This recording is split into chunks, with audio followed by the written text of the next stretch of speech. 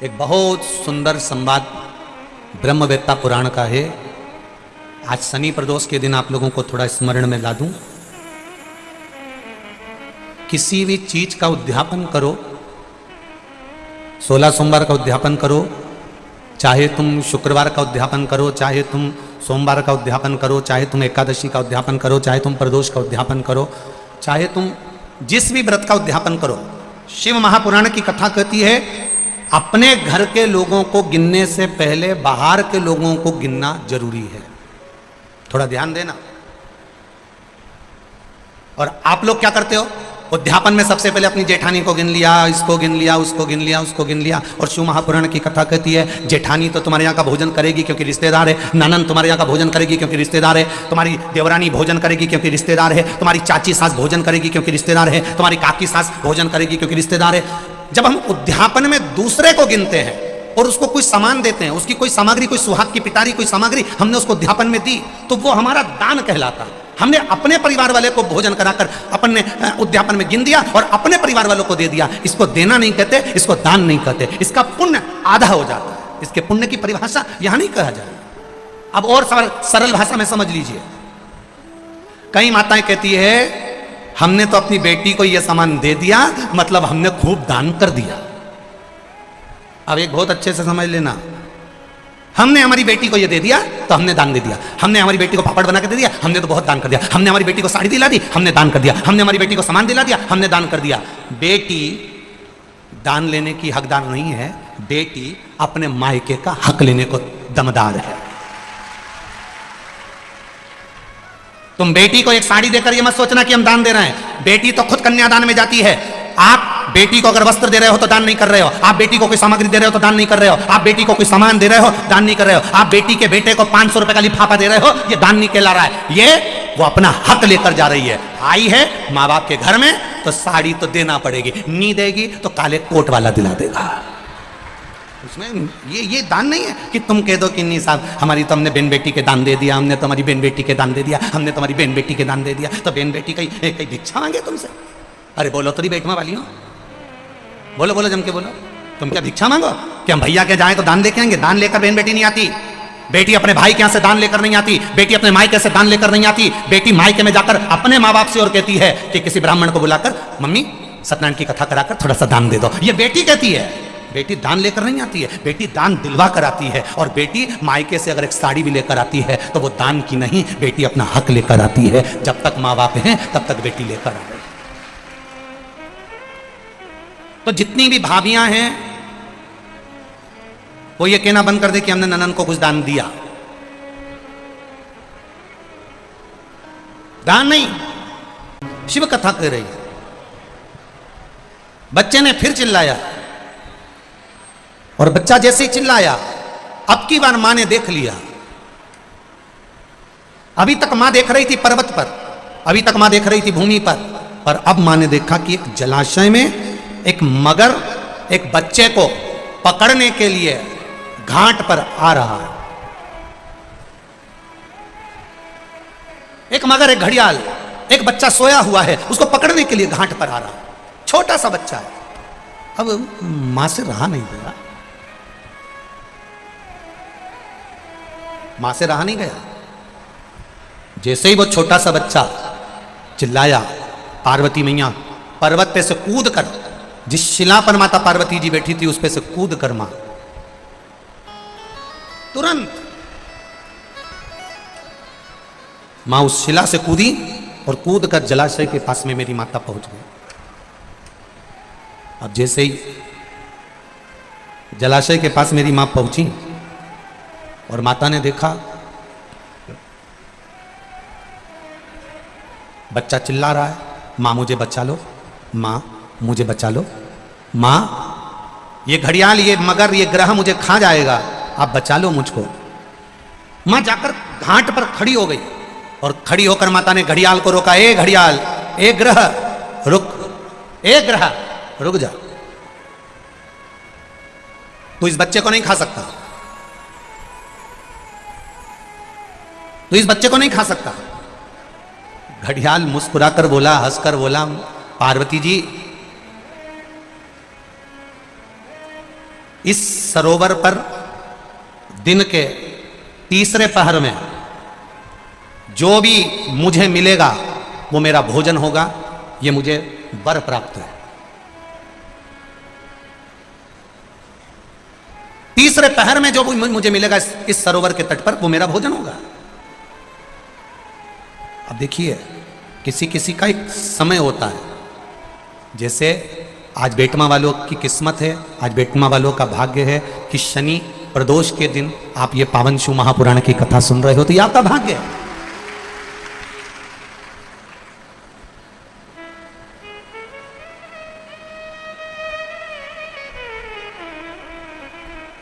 ये आपका भाग्य है, ये आपका सौभाग्य है। कुछ किस्मत में लिखा होता है, कुछ भाग्य में लिखा होता है।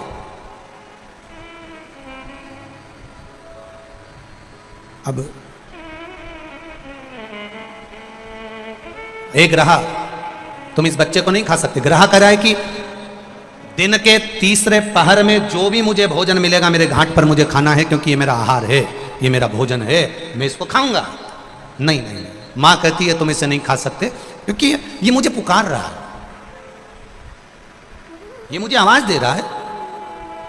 और अगर ये मुझे पुकार रहा है, मुझे आवाज दे रहा है, तो तुम कैसे खा सकते हो इसको? तुम खा नहीं सकते। पार्वती जी कहती हैं तुम इस बच्चे को छोड़ दो। ग्रह कहता है ये बच्चा कौन है तुम्हें मालूम है क्या? किसकी संतान है तुम्हें मालूम है क्या?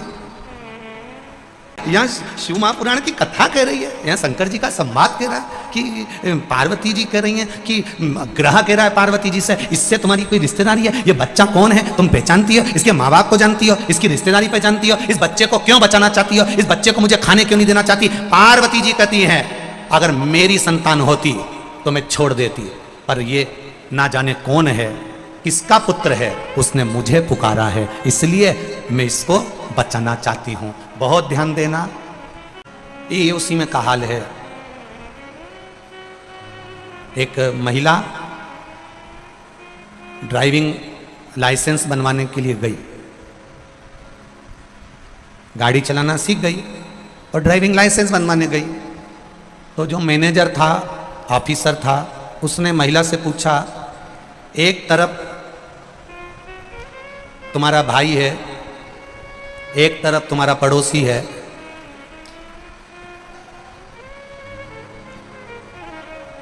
तुम गाड़ी से जा रही हो, इधर भाई है इधर पड़ोसी है, तुम किसको मारोगी? महिला तुरंत बोल दी पड़ोसी को। मैनेजर ने कहा, ऑफिसर ने कहा, मैं 3 साल से तुम्हारा ड्राइविंग लाइसेंस बनवाने का प्रयास कर रहा हूं, 3 साल से समझा रहा हूं कि इधर पड़ोसी है इधर भाई है, और तुम्हें अगर मारना है तो किसको मारोगी? तुमसे 3 साल से कह रहा हूं कि ब्रेक मारूंगी ऐसा बोल, तू जब देखो जब पड़ोसी को मारूंगी बोलती है।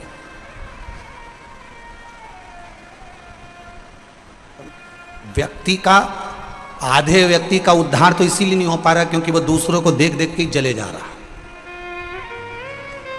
पड़ोसी के यहां ट्रैक्टर आ गया दूसरे नंबर का, इसने रोटी खाना छोड़ दी। ये उसी में कहा है, जैसे एक बुढ़िया के सामने से कपास की गाड़ी निकल कर गई, ढेर कपास बढ़ा और कपास की गाड़ी निकल कर जा रही है। अब बुढ़िया ने सोचा इतना सारा कपास कितने का बिकेगा, कितना पैसा आएगा, कितना धन आएगा। बुढ़िया सोच सोच के बीमार पड़ गई और नीचे टपक गई, बेहोश, चक्कर खा के नीचे। घर के लोग आए, उसको उठा के अंदर ले गए, सबने पानी का छींटा दिया, उठ ही नहीं रही। सब चिल्लाने लगे, रोने लगे, बहुएं धाड़ धाड़ के रोने लगी, बेटे रोने लगे। डॉक्टर ने भी आकर देखा तो इसकी तो सांस नहीं चल रही। सब रो रहे हैं, सब चिल्ला रहे हैं। सामने वाली अम्मा को मालूम पड़ा, जो इसके पास में बैठती थी, उसने आते से पूछा क्या हुआ? बस बैठी थी अम्मा बाहर ओटले पर, दरवाजे पर, सामने से कपास की गाड़ी निकल कर गई और अम्मा बस थोड़ी देर बाद चक्कर खा के गिर गई। इतने में सामने वाली आंटी ने कहा, सामने वाली अम्मा बोली तुम चिंता मत करो, अभी उठ के बैठती है, मैं अपनी सहेली को अच्छे से जानती हूँ, तुम रुको, तुम सब ऐसी कैसी रोना, मैं अभी बाहर जाती हूँ, अभी आऊंगी। और जैसे ही वो अम्मा बाहर गई और आते से दौड़ कर बोली, जी जी जो तेरे सामने से कपास की गाड़ी गई थी ना, उसमें आग लग गई। जी जी उठ के बैठ गई तुरंत, एकदम तैयार, और तुरंत पल्लू लेके बोली, सही में डॉक्टर भी आश्चर्य में पड़ गया, इसको कौन सी दवाई दी? कुछ नहीं, दूसरे को देख देख के जले जा रही, जले जा रही, जले जा रही, जले जा रही। 4 व्हीलर गाड़ी कैसे आ गई, बंगला कैसे बन गया, इतनी जोरदार जमीन में फसल कैसे आ गई, बहू इतनी अच्छी कैसे आ गई, सब इसका कहना मान के चले। इतनी जोरदार बहू आई, और बहू भी आई नहीं कि यहाँ छोरा भी हुई गया, अब तो और मरी गई।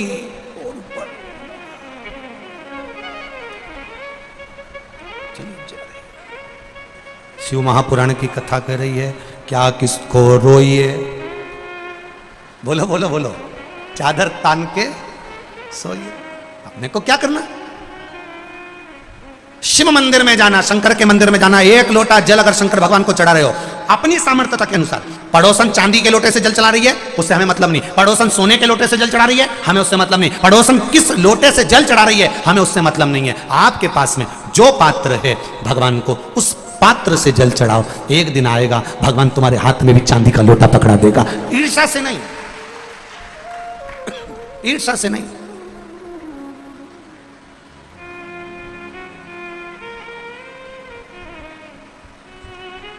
हमारी आदत है, हम शिव जी के मंदिर में जाते जाते भी हम थाली देख लेते हैं, इसकी पूजन की थाली में इतना सामान रखा है, मेरी थाली में तो कुछ है ही नहीं। अभी अभी थोड़े दिन बाद ये होली हो जाए तो वो एक माता जी की पूजन होगी, शीतला माता की। शीतला माता की पूजन होती है, यहाँ होती है, अरे बोलो तो होती है। शीतला माता की पूजन होती है ठंडे समय में, शीतल समय में। शीतला माता ने ये नहीं किया कि रोटी बना के उठो और थाली लेके लाइन में लग जाओ। तुम देखना, शीतला माता की पूजन करने लोग जाते हैं ना शीतला सप्तमी शीतला अष्टमी पे, बस 11 बजे तक तो रोटी बनाती रहेगी, सामान बनाती रहेगी, 1-1.5 घंटा में ठंडा हुआ, 12:30 बजे उठ के सीधे लाइन में लग जाएगी, जल्दी से पूजन करके सो जाऊंगी, काम खत्म। शीतला माता ने भी सोच लिया, बस तूने मुझे बेवकूफ बनाया, अब रुक जा तू।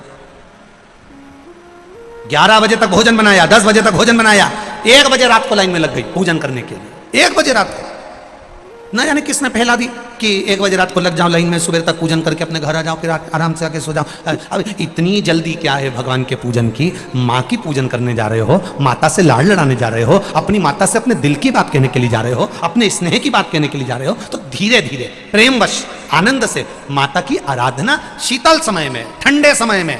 ठंडे समय का मतलब है भीतर से ठंडे होकर, अपने भीतर से ठंडे होकर। अब अपने भीतर तो ठंडाई है ही नहीं ना, जल्दी जल्दी चलो, और आधी बहुत पतली खुशी है, और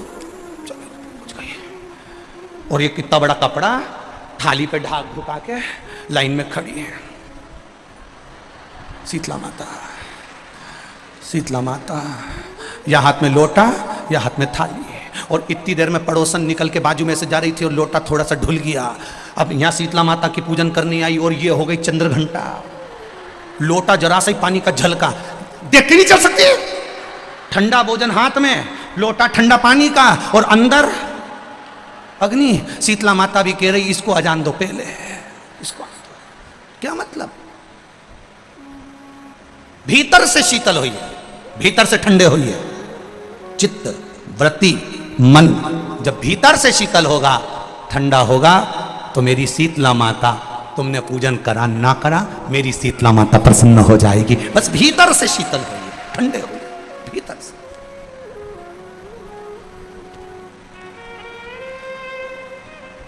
मां ग्रह कह रहा है, मगर कह रहा है, घड़ियाल कह रहा है, आप इसको बचाना क्यों चाहती हो? आपका क्या रिश्तेदार लगता है? आपका क्या पहचान वाला है? आपका क्या परिचित है? नहीं। मां कहती है अगर मेरा परिचित होता तो बात दूसरी हो, ये मेरा परिचित नहीं है। तो फिर मां कहती है इसने मुझे पुकारा है, और माता कहकर पुकारा है।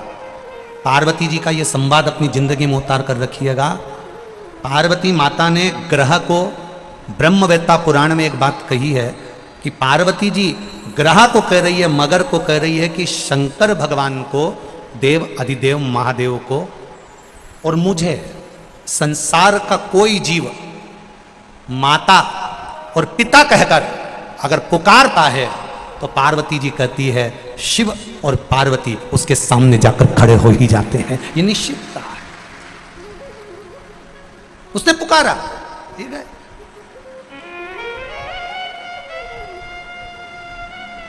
आप जिस भाव से पुकार रहे हो, क्या ये आपके माता पार्वती जी ग्रह कह रहे हैं कि यह बच्चा आपका पहचान वाला है? नहीं नहीं नहीं, माता पार्वती कहती मेरा पहचान वाला नहीं है, पर बचाना मेरा फर्ज है। जो पार्वती मैया कर रही है, देव अधिदेव महादेव को पिता मान लेता है। इसलिए आपने शिव महापुराण की कथा में सुना होगा, कभी भी सीहोर कुबेरेश्वर धाम पर आओ तो कुबेरेश्वर धाम पर यह मानकर आना कि आप अपने मायके जा रही हो, शिव पिता मानकर आना। और जो शंकर को पिता मानकर आ जाता है तो वो बेटी को खाली नहीं भेजता, झोली भरकर भेज देता है, वो खाली नहीं भेजता। एक श्रेष्ठता के सुख के साथ है, एक आनंदता के साथ।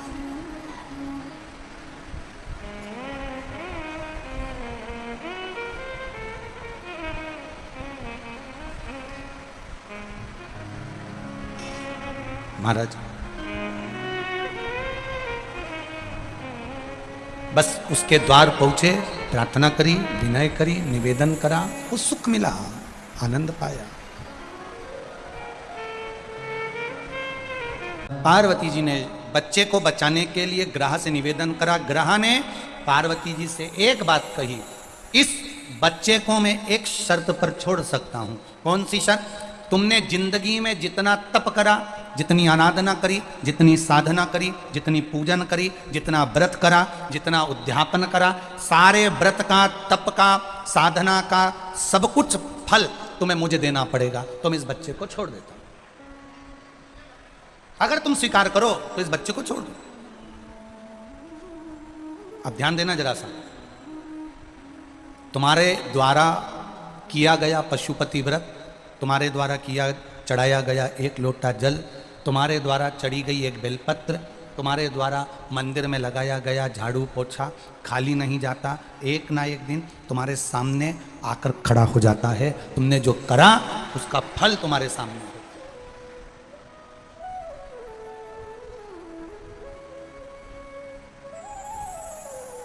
जो तुमने करा उसका फल मिलेगा।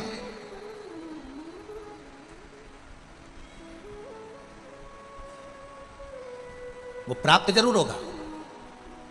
आपने जो व्रत करा, आपने जो साधना करी, आपने जो तप करा, ये सारे तप का फल ग्रह कह रहा है, मगर कह रहा है मुझको दे दो, घड़ियाल कह रहा है मुझे दे दो। पार्वती जी कहती हैं ठीक है ले लो, छोड़ो संकल्प, संकल्प छोड़ो। पार्वती मैया ने सरोवर का जल हाथ में लिया और सरोवर का जल हाथ में लेकर माता पार्वती जी कह रही हैं, सुनो ग्रह, ए घड़ियाल, ए मगर, इस अनजान बच्चे के प्राण को बचाने के लिए मेरी जिंदगी का जितना मैंने तप करा, साधना करी, व्रत करा, उद्यापन करा, जो भी करा सब तुझे देती हूं। जल छोड़कर दे दिया, जल छोड़कर दिया। ग्रह जो अभी तक बेकार दिख रहा था, ग्रह जो अभी तक भयंकर दिख रहा था, जैसे ही पार्वती जी का तप साधना का बल उस ग्रह को मिला, मिलते से ही वो ग्रह चमकने लगा, एकदम सुंदर हो गया, सोने जैसा चमक रहा है ग्रह, सोने जैसा।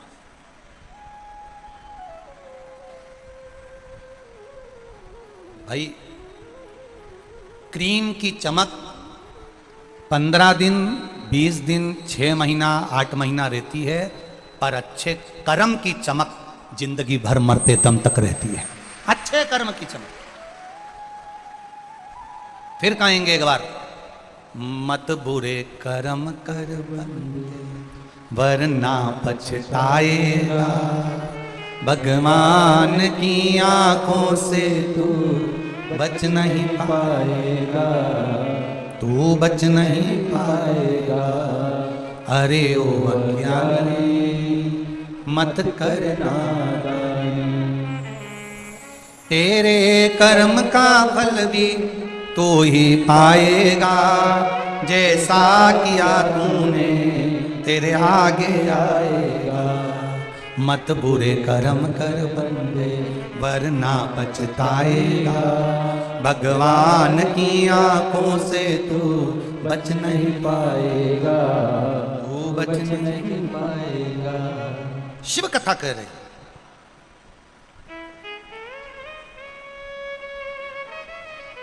भगवान शिव का एक आनंदमय संवाद कर रहा।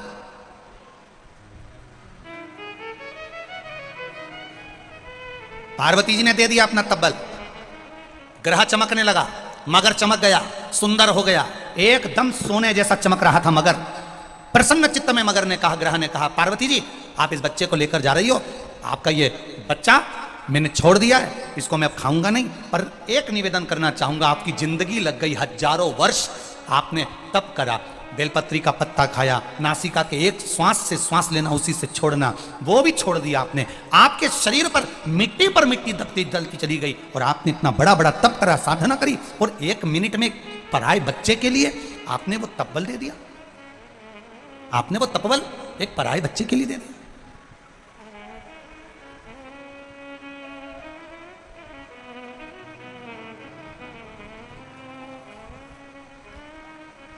धन्य है पार्वती माता। मेरा निवेदन स्वीकार करिए पार्वती माता, मैं आपको आपका तपबल वापिस दे देता हूं। पार्वती जी कहती नहीं नहीं नहीं नहीं, मुझे नहीं चाहिए, मुझे नहीं चाहिए। क्या करूंगी अब मैं इस तपबल का? आप अपने पास रखो। करूंगी क्या मैं तपबल का? पार्वती जी हजारों वर्ष का तप है तुम्हारा, जिस तप के बल पर तुम्हें देवाधिदेव महादेव मिले हैं, जिस तप के बल पर महादेव ने तुम्हें वर्ण किया है, जिस तप के बल पर भगवान शिव ने तुम्हें अपना बनाया है, यह हजारों वर्ष का तप है, हजारों वर्ष का। एक बड़ी सुंदर सी बात कहेंगे, जो शिव की शरणागति में रहता है, राम की शरणागति में रहता है, जो भगवान कृष्ण की शरणागति में रहता है, जो भगवान की सेवा में लगा रहता है, कोई पुजारी हो, कोई ब्राह्मण हो, कोई साधु हो, कोई सन्यासी हो, कोई तपस्वी हो, कोई साधक हो, कोई उपासक हो, या कोई साधारण सा मनुष्य हो, जो भगवान की सेवा में लगा हुआ है, भक्ति में लगा हुआ है, भगवान का सेवा करते करते उसका एक नेत्र के रोम के बराबर अंश उस सेवा करने वाले को मेरे महादेव प्रदान कर देते हैं। सेवा करने वाले को तुम देखना, कभी कभी कोई कोई बोलता है तो उसकी वाणी बिल्कुल सिद्ध हो जाती है, कोई कोई बुजुर्ग माताएं बोल देती है तो वाणी सिद्ध हो जाती है, कोई ब्राह्मण जन कह देता है, कोई पुजारी जन कह देता है, कोई संत, कोई साधु, कोई सन्यासी, कोई तपस्वी, कोई साधक, कोई उपासक, कोई कह देता है, उसकी वाणी सिद्ध हो जाती। कारण भगवान की सेवा में वो निष्कपट भाव से लगा हुआ है, भगवान की सेवा में वो तल्लीनता से लगा है, तो उसको एक महादेव के रोम बराबर का भी फल उसको मिल जाता है, तो उसकी वाणी सिद्ध हो जाती है, उसके शब्द सिद्ध हो जाते। इस व्यासपीठ से बेटमा की इस पावन धरा से आज एक बात कहना चाहेंगे, आपकी जिंदगी में अच्छी लगे उतार लेना। जितने लोग आस्था चैनल पर सुन रहे हैं, जितने फेसबुक यूट्यूब पर सुन रहे हैं, वो भी अच्छे से सुन लेना। एक लोटा जल लेकर जो देवाधिदेव महादेव के मंदिर जा रहा हो, जो शंकर भगवान की आराधना कर रहा हो, रामकृष्ण की आराधना में डूबा हुआ हो, निवेदन है उसको देखकर कभी जिंदगी में हंसना मती और उस पर कभी उंगली उठाना मती, नहीं तो जिंदगी भर ना उंगली रहती है ना कहने के लिए शब्द रह पाता है। जो नारी, जो बच्चा, जो पुरुष, जो बच्चा युवान हो, बूढ़ा हो, जवान हो, किसी अवस्था का हो, नारी हो, पुरुष हो, ब्राह्मण हो, क्षत्रिय हो, वैश्य हो, शूद्र हो, जिस वर्ण का हो, अगर वो शिव की आराधना में लगा है, शंकर के मंदिर में रोज जा रहा है, प्रतिदिन शिवालय में जाकर सेवा कर रहा है, भले झाड़ू लगाए, पोछा लगाए, एक लोटा जल चढ़ाए, चाहे बेलपत्री रखे, चाहे निर्माल्य को लेकर विसर्जन करिए, कुछ भी, अगर वो शिवालय में जा रहा है, शंकर की गुणगान गा रहा है, शंकर की आराधना कर रहा है, शिव महापुराण कथा सुन रहा है, शिव की अर्चना में लगा है, जिंदगी में कभी उस पर ना तो उंगली उठाना, ना कभी अपशब्द कहना, क्योंकि शिव के भक्त कभी पलट कर जवाब नहीं देते, पर शिव के भक्त का जवाब वो महाकाल राजा कालाधिपति समय के अनुसार दे ही देता है, वो देता है। शिव का भक्त कभी जवाब नहीं देता, शंकर कालाधिपति त्रिकालदर्शी कैलाशी स्वयं देता है। जिस घर में माता पिता रहते हैं, उस घर में बच्चे अगर झगड़ते भी हैं ना, तो सबसे ज्यादा डांट लगाने वाले माता पिता होते हैं। बच्चे आपस में डांट नहीं लगाते, बहुएं आपस में डांट नहीं लगाती, पति देवर आपस में डांट नहीं लगाते। घर के बुजुर्ग बैठे हैं तो कह देते हैं अभी हम जिंदा हैं, क्या बड़बड़ कर रहे हो, चुपचाप बैठो, हम बैठे हैं ना, निर्णय हम देंगे, काम हम करेंगे। ब्रह्मा ब्रह्मलोक में रहते हैं, भगवान विष्णु वैकुंठ लोक में रहते हैं, मृत्यु लोक का देवाधिदेव है महादेव। शंकर भगवान कहते हैं तुम्हारा बाप बैठा है, पिता बैठा है, जवाब मैं दूंगा, तुम्हें देने की जरूरत नहीं।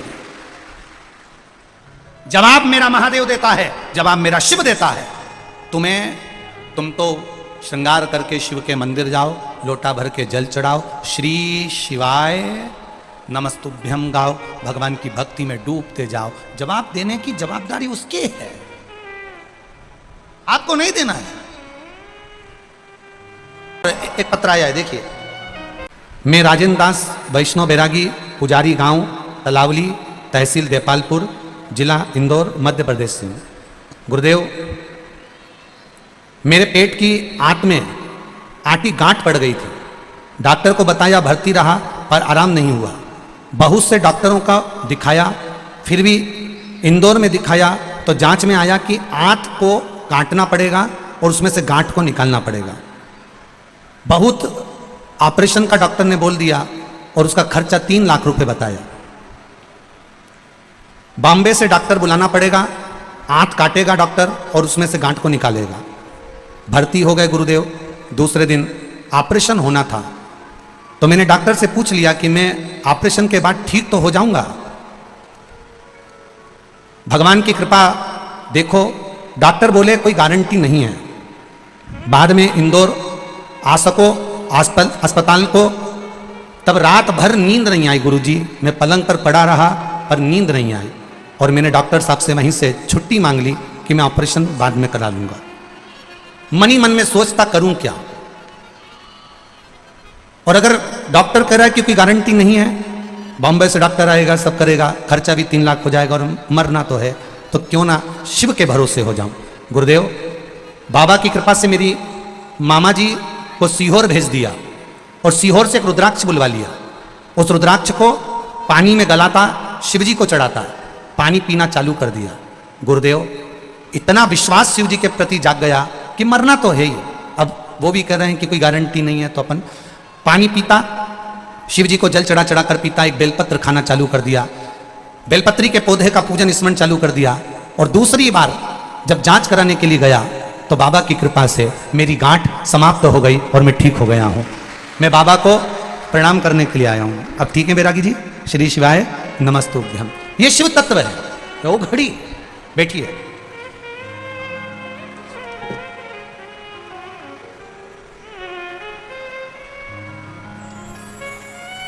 हाँ, एक लाइन बहुत अच्छी आपने लिखी है। यजमान विशाल जी, जगदीश जी पटेल साहब के लिए भी 2 शब्द कहूँगा गुरुजी, जिन्होंने प्रत्येक देपालपुर, बेटमा और आसपास के सारे पुजारियों को, मंदिर पंडितों को यहाँ पर बुलाया। आज तक किसी कथा में नहीं बुलाया गया, हमको बड़ी खुशी हो रही है। आज तक किसी कथा में हम लोगों को नहीं बिठाया गया, पर आज सारे मंदिर के पुजारी यहाँ आए हैं। मैं विशाल जगदीश जी पटेल साहब को बहुत बहुत धन्यवाद देता हूँ, संपूर्ण पुजारियों की ओर से बहुत बहुत साधुवाद। विशाल भैया, आपके लिए बहुत सारे पत्र आए हैं, वैसे सब नीचे भरे हुए हैं, बहुत अच्छी बात है। बाबा की कृपा है, ऐसे ही जन सेवा में लगे रहें और बाबा देवाधिदेव महादेव की कृपा आप पर बनी रहे, यही शिव कृपा है। शिव तत्व कह रहा, आप विश्वास रखोगे।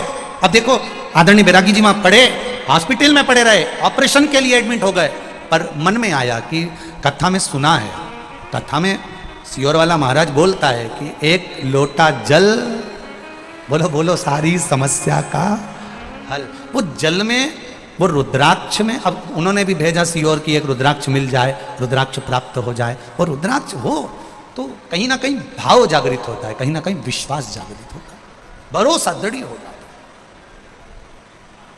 और जब विश्वास जागृत हो जाए, भरोसा प्रबल हो जाए, तो वो सुख है। शिव की आराधना का फल खाली नहीं जा सकता। जवाब आपको नहीं देना है। शिव का भक्त कभी पलट कर जवाब ना दे। शिव के भक्त को जवाब नहीं देना है। उस काल अधिपति जिसने काल बनाया, समय बनाया, समय की सुई बनाई, तिथि बनाई, वार बनाई, इसलिए उसको महाकाल कहते हैं। वो महाकाल जब आएगा समय पर जवाब देकर जाएगा। आपको नहीं, पार्वती जी आप ये वापिस ले लो पुण्य। पार्वती जी कहती है पुण्य वापिस नहीं लूंगी, इस बच्चे को मैंने बचा लिया, बहुत है। उसी बच्चे में से देवादिदेव महादेव प्रकट हो गए, शंकर भगवान प्रकट हो गए और शिव जी ने आकर कहा पार्वती मैंने तो तेरी परीक्षा ली थी, क्या तू दया कर सकती है, क्या तू श्रद्धा रख सकती है, क्या तू अपना पुण्य दे सकती है? बस उसको देखना था। शिव जी कहते पार्वती वापिस ले ले। पार्वती कहती नहीं मैंने महादेव को दे दिया और क्या चाहिए। वक्त पड़ने पर अगर तुम्हारे मोहल्ले में, तुम्हारे नगर में, तुम्हारे क्षेत्र में कोई बीमार भी पड़ा है, तुम्हारे पास अगर कोई रुद्राक्ष है सीहोर का, तो सीहोर का रुद्राक्ष ले भैया, ले जाओ जरा पानी पिला देना। अगर है बच जाए, बाबा की कृपा हो जाए, उससे बढ़कर सुख और क्या चाहिए। अपना पुण्य सामने आ जाए, उससे बढ़कर सुख और क्या चाहिए। श्री शिवाय नमस्तुभ्यं, श्री शिवाय नमस्तुभ्यं, श्री शिवाय नमस्तुभ्यं, श्री शिवाय नमस्तुभ्यं। भोला सब दुख काटो मारा, ओ भोला सब दुख काटो मारा। शिव शंकर जपूं तेरी माला, भोले बाबा जपूं तेरी माला। भोला सब दुख काटो मारा, ओ भोला सब दुख काटो मारा। वेश है मंगल मंगलकारी, वेश है मंगल मंगलकारी। शमशान वासी हमारा, शमशान वासी हमारा। भोला सब दुख काटो मारा, ओ भोला सब दुख काटो मारा। तेरे ही भरोसे से बाबा, तेरे ही भरोसे हवा बिच उड़ती जावांगी। बाबा डोर तो छड़ी ना में कटी जावांगी। भोले मैं तेरी पतन, शंभू मैं तेरी पतन।